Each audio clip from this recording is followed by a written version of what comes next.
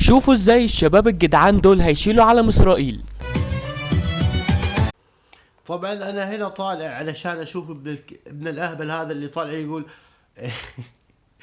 انه احرق علم فلسطين. طبعا انا بستغرب يعني الاشكال القذرة هذه تطلع وتقول الشغلات هذه.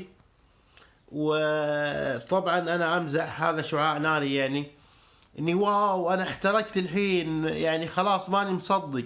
اسمع يا ابن الخايسة، ابوك لابو بلدك. وين الدولة الالمانية تمنع هذا كله؟